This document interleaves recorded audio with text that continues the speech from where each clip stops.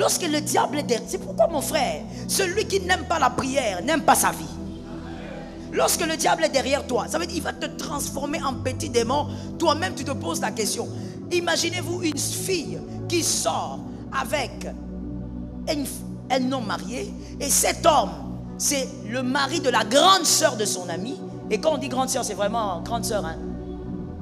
Mais elle ne jalouse pas la femme, elle jalouse les enfants. Le gars, il vient, il reste avec elle, il passe la nuit avec elle. La femme légitime commence à appeler. Elle appelle, le téléphone ne passe pas. Elle appelle, le téléphone ne passe pas. L'enfant fait une crise. Elle appelle, le téléphone ne passe pas. L'enfant meurt. Il y a une fille, je me rappelle, j'étais quelque part dans un pays. J'ai fait la prière et à un moment donné, pendant le service, j'ai donné un message et j'ai dit que tout le monde ferme les yeux, comme je l'ai déjà fait plusieurs fois, peut-être même ici. Et j'ai dit qu'il y avait une fille dans la salle qui n'avait plus de trompe. C'était une jeune fille, j'ai donné l'âge, j'ai dit qu'elle lève sa main. Tout le monde avait les yeux fermés et personne n'avait levé la main.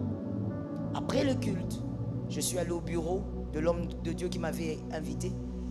Et à un moment donné, la femme du pasteur me dit: non, il y a une soeur qui veut vous voir. Et on lui a dit que tu ne peux pas recevoir parce que tu as fini tard. Mais elle est en larmes à un niveau où il faut vraiment que tu fasses quelque chose. J'ai dit: faites entrer. Elle est entrée, effectivement. Même pour marcher, on la tenait. Elle pleurait, elle était en larmes. Elle s'est assise. J'attendais qu'elle se calme. Je lui ai dit: ma soeur, il faut te calmer, compris, pour qu'on parle. Parce que tu veux me voir, il faut que tu parles au fait. Et tu dois te calmer. Plus je parlais, plus elle criait. Plus elle gémissait. Elle est même tombée à terre. Elle pleure, elle pleure. Et je me suis dit: ok, là il faut que je fasse comme si j'oublie. Et quand elle va se calmer, elle va se calmer. On est resté là. J'ai même pris mon téléphone. J'ai commencé à faire autre chose. Et à un moment donné, elle s'est calmée. Et puis elle me regarde et dit: pasteur, c'est moi la fille qui n'a plus de trompe. Et je dis: ok. Et pourquoi tu n'avais pas levé la main? Il dit: bon, j'avais honte. Et j'avais peur que quelqu'un me voie. Moi, je vis dans cette ville. J'avais peur que quelqu'un me voie. Je dis: ok. J'ai dit: bon, je veux prier pour toi. Selon ce que Dieu va me dire. J'étais déjà fatigué. Donc, je me suis dit: je prie. Et puis, on rentre. Et puis, elle me dit: non, mais je dois vous parler. Je dois me dire quoi, ma soeur? Il dit: voici comment moi j'ai perdu mes trompes. Je sortais avec un homme marié. Et je connaissais très bien cet homme et sa femme parce que j'allais chez eux. J'allais là-bas parce que j'étais l'amie, la copine de la petite sœur de la femme. Et donc j'allais là-bas comme allant à la maison d'une grande sœur. Et même la grande sœur considérait ça comme ça. C'est une petite sœur. Et j'ai commencé à sortir avec son mari. Mais je ne sais pas ce qui me prenait à un certain moment. J'ai commencé à jalouser ses enfants. Vous savez, quand le diable est derrière vous, il va faire de vous un petit démon alors que vous n'avez jamais été précipité. J'ai parlé. Lorsque le diable est derrière, c'est pourquoi mon frère, celui qui n'aime pas la prière n'aime pas sa vie. Lorsque le diable est derrière toi, ça veut dire qu'il va te transformer en petit démon. Toi-même tu te poses la question. Imaginez-vous une fille qui sort avec un homme marié, et cet homme, c'est le mari de la grande sœur de son ami. Et quand on dit grande sœur, c'est vraiment grande sœur, hein? Mais elle ne jalouse pas la femme, elle jalouse les enfants. Et voici ce qui est monté dans son cœur. Elle me dira: j'ai commencé à travailler pour que l'argent n'arrive plus chez les enfants. Yes. Mais vous savez quoi? Elle me dit: malgré ça, j'allais toujours là-bas. Elle va là-bas, elle se met, la grande sœur qui la reçoit comme une petite sœur, elle mange ensemble, elle rit. Et c'est elle qui, elle a dit: j'ai détourné tout l'argent. À chaque fois que l'argent venait, dans un pays compliqué, hein, à chaque fois que l'argent venait, moi je devais tout prendre. Et j'avais tellement manipulé cet homme, moi-même d'ailleurs aujourd'hui je ne sais même pas comment, mais il me donnait tout, sans rien garder.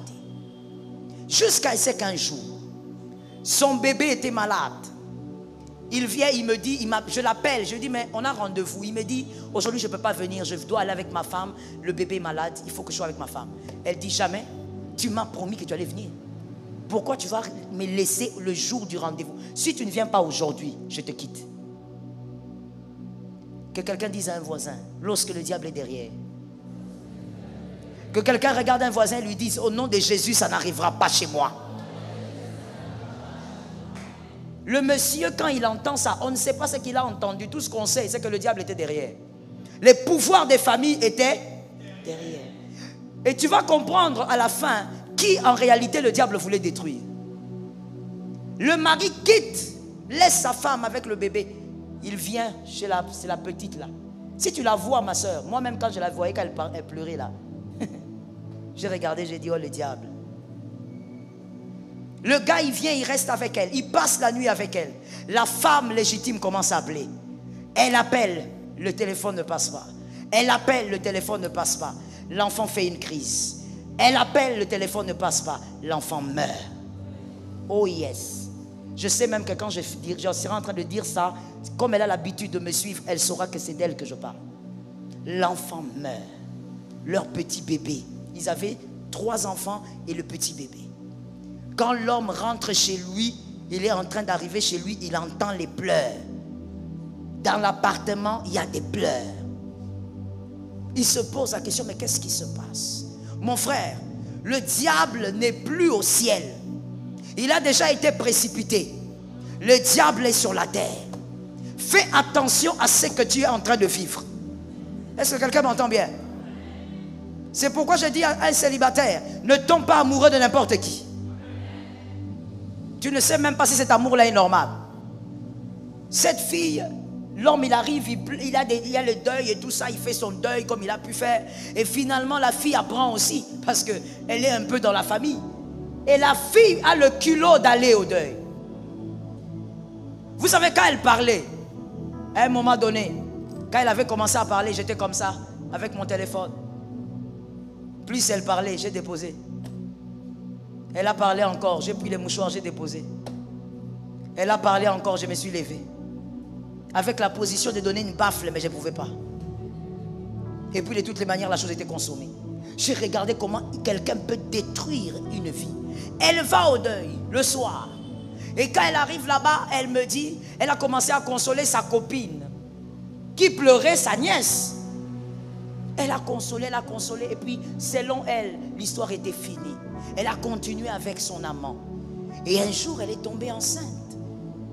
Et quand elle tombe enceinte, elle dit à son amant, moi je peux pas mettre au monde. Moi je suis venue ici pour étudier. Si ma famille apprend que je suis tombée enceinte, c'est catastrophique. Moi je ne peux pas garder cette grossesse. Je dois l'enlever. Son amant qui dit, il n'y a pas de problème, je veux t'accompagner. Ils sont partis. Ils ont enlevé. Après quelques temps, ça a créé des problèmes. Ils sont rentrés et on a enlevé les trompes.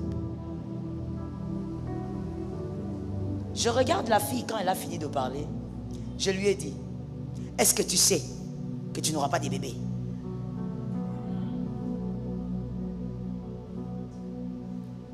À cet endroit-là, je ne te console pas. Je te rappelle d'abord si tu connais ton sort. Je dis, est-ce que tu sais que tu n'auras pas de bébé? Elle dit, ah.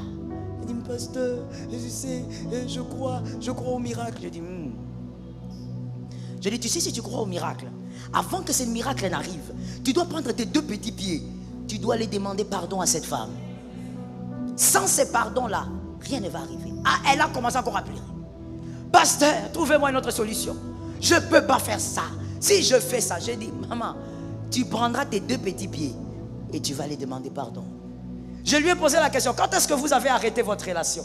Non, j'ai arrêté la relation, c'est moi qui ai arrêté quand on m'a enlevé les trompes. Ça m'a révolté, j'ai arrêté.